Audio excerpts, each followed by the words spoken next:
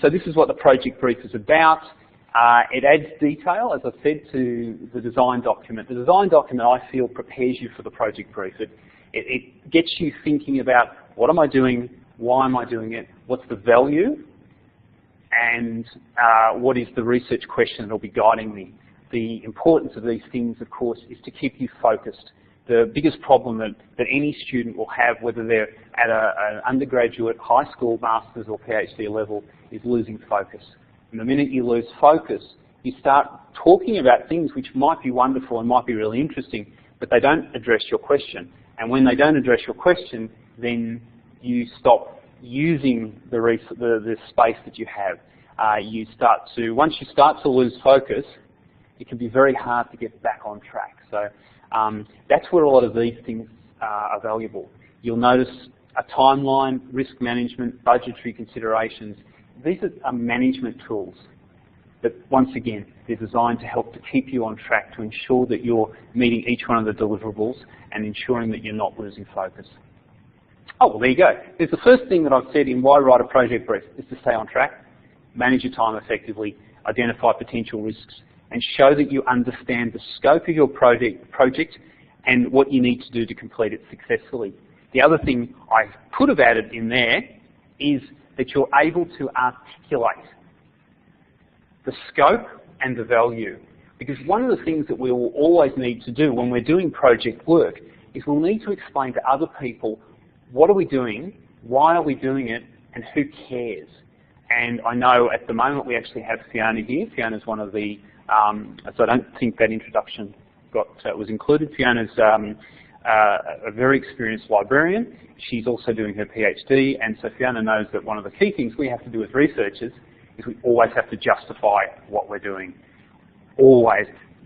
If we ever want to be funded for anything, we have to justify why someone would care as well as how they use it. So it's an important thing to do. If you're just doing a project for work, you still need to justify why would they give you the time to do it, how is it valuable, and what areas of your work would it be useful to. When you're looking for partnerships, perhaps if you're in a local library, you might be looking for a partnership with a local council. You might be looking for a community partnership.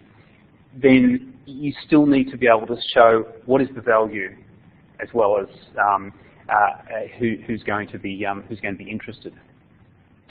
Core components. These are all in the assignment brief, so these are all outlined. If you having the core components means that if you want to ask the question, have I put in all the things that I need to put in, you can go back and look at these and say, all right, this is the list. I can just tick it off and make sure that I've included each one. Title. It's always easy to get a bit confused, a bit muddled with your title. You'll notice if you look through the marking criteria that there isn't a mark I can deduct because your title's a bit muddy. But I like it when people have a good title or a clear title, because once again, it allows you to be focused. You always look at the title of the project you're doing, and you're not in any doubt as to why what you're doing and why you're doing it. The other benefit with the title is that when someone has to read your work, they straight away know what it's about. A few times I've marked assignments and there hasn't been a title to the project, and then we have to start reading through the introduction to go, okay, are they going to tell us what this thing's about? If you don't, which often happens, and I'll talk about this later, then it becomes really hard to know. Well, the first thing you've done is you've failed to communicate the project, the scope, the nature of it. So the title's a really good thing, because every time you look at it, you remember what it is I'm doing and what I need to be achieving. Okay, there's information about this on Blackboard as well. Introduction. Stating your purpose, being succinct, no jargon, knowing your audience. All very connected, all very important. If you are looking at something which might be technical in nature, you have to be very careful that you don't get lost by using too much jargon. You can't assume that the person who is reading the paper is an expert.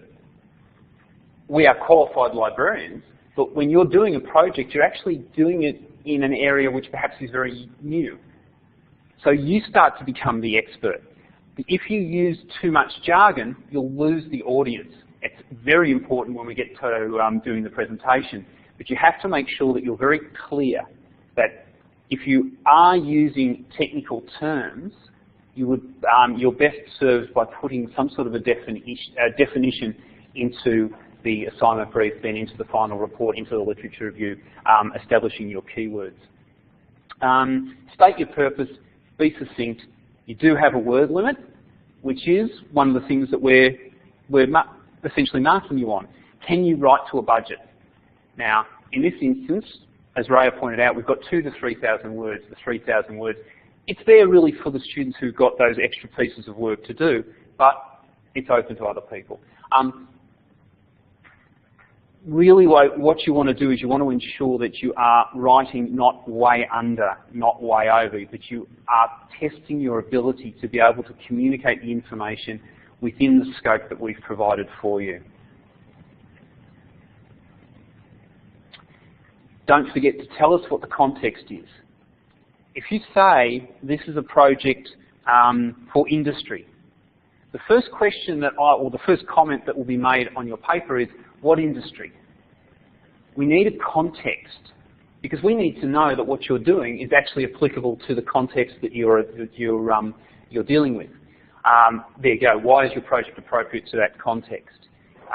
So don't be vague with things like that. Be very specific. If you are doing a project and you're looking at a library, I will ask, what type of library? Is it a public library, an academic library? Is it a private library? Don't hide that information. Make it very clear right from the start. Where does the project fit within broader research? This is something that you develop a lot further in the annotated bibliography and in the literature review, if depending on which one of these you're doing. But this is saying that I haven't just thought of this project myself. It's not completely, it hasn't just emerged out of thin air, but there is some connection to some other area of research. At this point in time in the project brief, you aren't providing the extensive detailed research you will do in the literature review, environmental scan, or annotated bibliography, but you still need to indicate that you know where it's situated. Okay. Very simple, purpose and aims. Be very clear about the purpose of the work you're doing. Who cares? How could they use it? The aims, these represent the broad goals, and then the objectives, the steps that you'll take. So what do I hope to achieve, and how will I get to that end point? Significance, why is it important for an organisation or target group? You will need to have identified who they are. Why is it important to a particular industry? Why is it important at all? Who will benefit from the knowledge you gather or the item you create?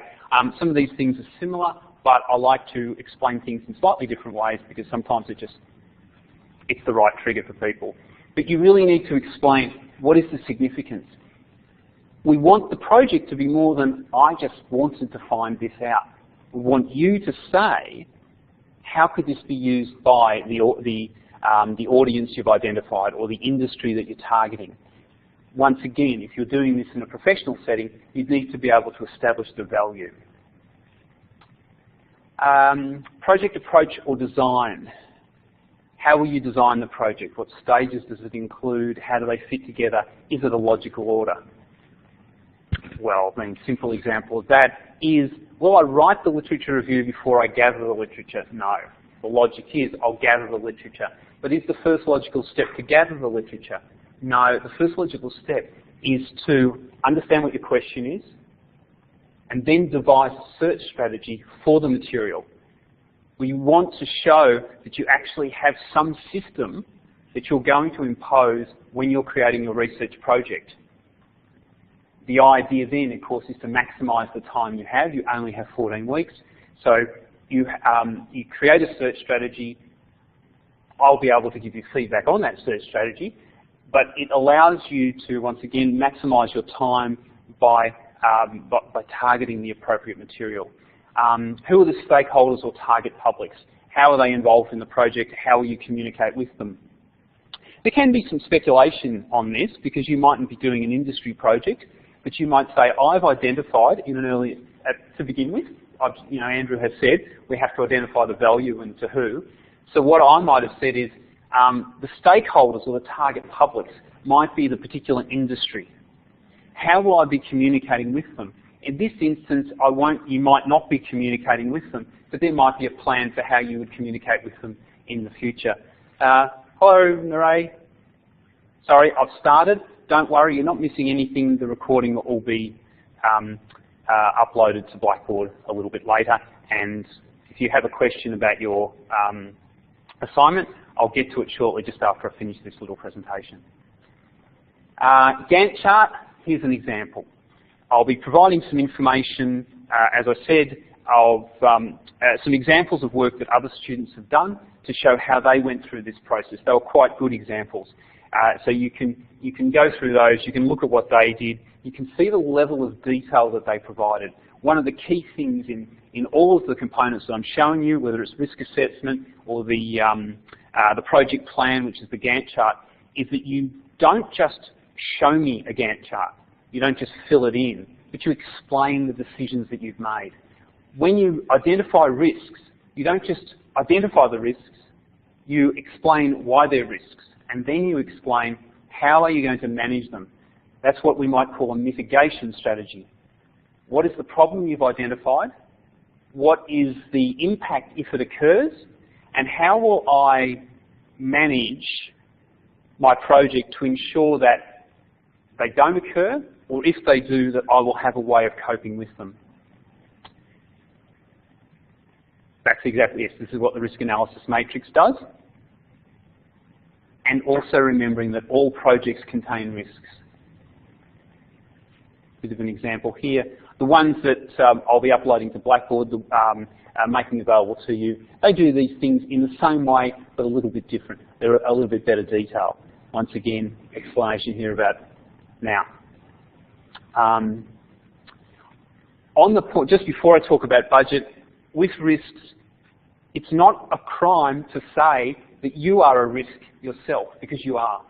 You might have another 3 subjects to do. You might have, in some instances, 4 subjects to do. So risks are time management. You might have a lot more interesting things to do. There's a risk, just a lack of focus. You've got a social life. There's a potential risk. So you just need to talk about how you will manage that. Anything like that. Health. If health is a potential issue. We certainly have had instances where there are people who were expecting, and that was something they had to manage. How do you manage a situation, especially in a health instance, where you know it's likely to occur? You might need to prepare by working ahead of the schedule. I need to get things done not by week 8, I need to get them done by week 6 because I know something is coming up. I've got holidays. That's great. Well, you get your work done before the holidays. I've got work. I might have a placement. Some people might be doing their industry placements. You'll have to factor that in. But that can all be included in the risks. What are the risks? How could it impact the project, and how will you manage it? Budget. For most people, the budget is not going to be a factor, but I still want you to indicate it. Which the reason for doing that is just so that you know when you're doing a project brief that budget, as with ethics, are an integral part of it. So that even if you're not, even if budget is not a factor in your project, indicate something like, due to the nature of this project, there are no budgetary concerns.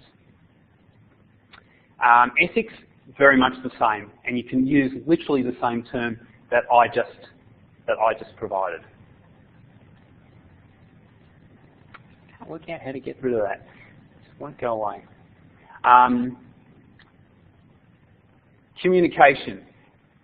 There's some good examples that have been provided on the material that I'm going to be making available to you. Think about who you're communicating with. It might be that for this project, the only person that you think you're communicating with is me. And you certainly would be doing that, or if you have an individual supervisor. But think about how you're communicating with them and think about why you're choosing that method. Provide some understanding, or some rationale as to why you've made those decisions. It might be that you're dealing with multiple people. You might be doing an industry project where you have at least 2 other people that you're working with. Discuss how you'll communicate with them.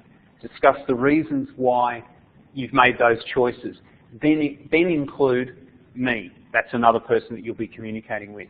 What we want you to see is that you understand how communication works in a project process and how the type of communication that you use needs to be commensurate with the people you're communicating with.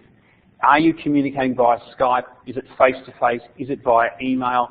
Is there presentations? There's multiple ways you can communicate with people. We want to see if you can actually understand, if you can identify what the appropriate ones are. Hello. No, you've missed something. This will be all recorded and will be uploaded to Blackboard. So just running through a few tips on the process. References, list all the works you have cited, and obviously standard rules apply for citations. You might feel that the project brief won't have any references. Certainly that could happen, but the likelihood is that when you tell me that something is an absolute fact, because that will be the reason why you're doing this project. For example, information literacy is the cornerstone of 21st century education. The first thing I'm going to say is, who says? Okay, Raya's laughing because she's probably seen me write that on her assignment. I will say, so that's where you include a reference. And that reference just indicates that the statement you're making is not something you've just created, but it actually is based in fact. That's where it has a connection to existing research. Doesn't have to be heavily referenced because there's other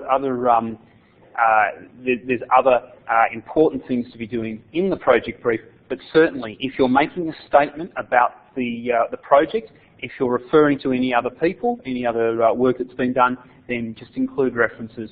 And QUT SiteWrite or Griffith University referencing tool are excellent ones to use. This is a really simple one. If you didn't write it, you must cite it. That goes for images, and that goes for ideas.